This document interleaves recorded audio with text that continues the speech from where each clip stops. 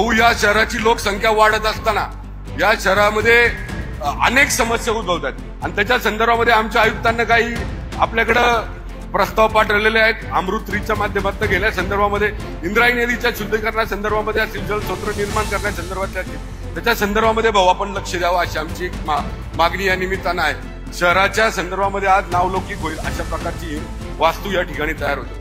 भाऊ, आता मध्यंतरी एक बातमी आली होती, आम्ही काय जास्त बोलणार नाही, शेवटचा मुद्दा सांगतो. भाऊ, मध्यंतरी एक बातमी आली होती, अनेक जिल्ह्याचं विभाजन होणार आहे, अनेक जिल्ह्यांचं विभाजन होणार आहे. नाही करणार असेल तर सांगतो मी, तसं माझा काही उल्लेख नाही.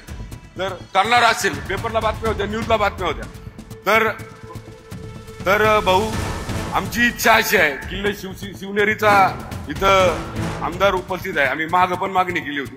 भाऊ, ही छत्रपती शिवाजी महाराजांच्या पदस्पर्शानं जन्मानं पावून झालेली भूमी आहे. तर जर जिल्ह्याचं विभाजन करायचं झालंच तर एका जिल्ह्याला नाव शिवनेरी असे द्यावं असे आमची तुम्हाला या ठिकाणी मागणी आहे. एक मी आपल्याला सीएम साहेबांच्या देखत सांगतो, आता मला योगेश पण सांगत होता, कुणीतरी बातम्या उठवतो आता 26 जानेवारीला 21 जिल्हे जाहीर केले जाणार. एकही जिल्हा जाहीर केला जाणार नाही. सध्या आहे ते व्यवस्थित चाललेलं आहे. ज्यावेळेस वाटेल त्यावेळेस सरकार निर्णय घेईल, परंतु उगीच कुठल्या तरी बातम्या देऊ नका. काही बातम्या देतात. परवा काय बातमी दिली, अरे एकनाथराव शिंदेंनी घर खाली केलं तर मुख्यमंत्री तिथं जात नाहीत वर्षावर. त्यांना काय घेणं देणं, मुख्यमंत्री कधी जायचं कधी नाही. आणि वर म्हणले आता ते पाडायचं आणि तिथं नवीन बिल्डिंग बांधायची. मुख्यमंत्र्यांच्या लेखीचा 10वीची परीक्षा आहे, ती एकुलती एक असल्यामुळे ती म्हणेल ते मुख्यमंत्र्यांना ऐकावं लागतं असली कामं. त्याच्यामुळे ती म्हणाली की बाबा माझी परीक्षा झाल्यावर आपण वर्षावर जाऊ. टीव्ही चॅनलवाले रोज कोणतरी सकाळी भोंगा वाजतो आणि मग ते सांगतात आता असं होणार, आता तसं होणार, आता हे इथं अमकं काय पुरलंय, तमची शिंग पुरली काय. अरे राज्याचं हित कशात आहे ते बघा ना, राज्याचं भलं कशात आहे. परवा डावोसला जाऊन मुख्यमंत्र्यांनी 16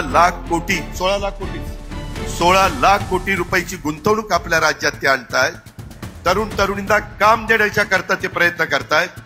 आम्ही सगळेजण त्या ठिकाणी साथ देतोय आणि काहीतरी अशा बातम्या लावायच्या आणि मग त्या बातमीदाराला विचारलं का रे अशी बातमी लावली. दादा त्याच्याशिवाय आम्हाला टीआरपी मिळत नाही. अरे तुझा टीआरपी मिळायला वर्षा कशाला पाहिजे, ही कुठली पद्धत.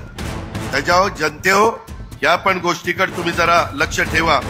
मला जाता जाता एक गोष्ट, खरा कार्यक्रम चांगला आहे, सगळं चांगलं आहे, परंतु मुख्यमंत्री महोदय काय होतंय, आपण एवढी मुभा देता. आत्ताच माझ्या देखत तुम्ही योगेशला सांगितलं, दोन्ही राज्यमंत्र्यांना तुम्ही सगळे हेरिंग वगैरेचे अधिकार दिले. पढ़ते रहिए fight against criminal daily newspaper.